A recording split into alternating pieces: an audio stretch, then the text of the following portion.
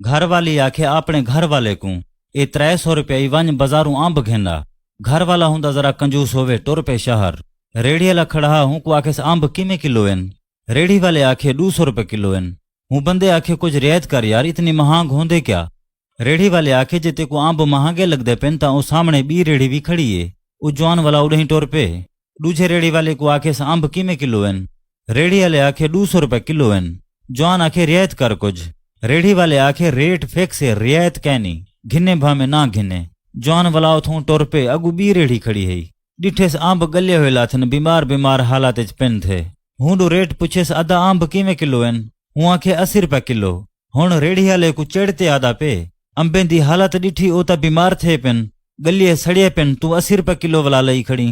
रेड़ी वाले आखे अगर निवी घिंदा ता ना घिन, मेरी गिची ता ना लग। हूँ जवान आखे कहना कुछ रियायत कर, 80 रुपया ढेर है। रेड़ी वाले को समझ लग गई है जो बंदा कंजूस है। रेड़ी वाले आखे तू पैसे भी ना भरते को मुफ्ती जा दसा।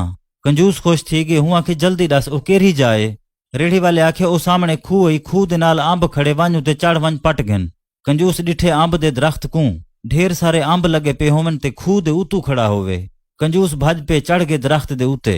अंब पट पट ते कुछ तले सटेंदा खड़े, कुछ झोली भरेंदा खड़े।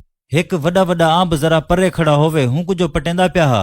लत जो तिलकी है तले खूह हा, हूँ दे विच आ पे। खूह दे विच पानी कहना हा, खूह सुका प्या हा।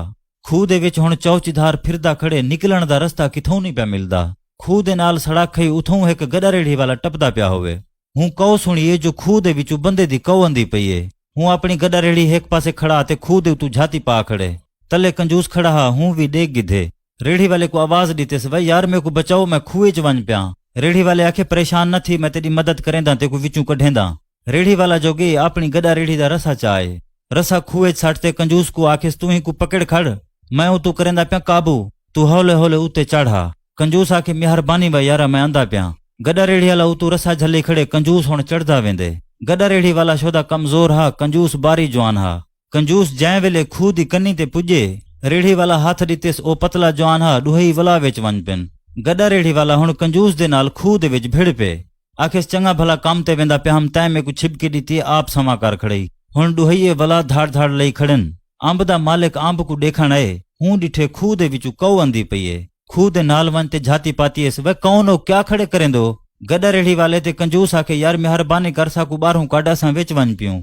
अंब वाले जवान आखे कंजूस को रकम 600 रुपया घिनसा खूही चू कढे सा ना ते खड़े रहो। कंजूस आखे गड़ा रेड़ी वाले को 300 रुपया मैं डोता है प्या, तैं डो हिन पे पैसे।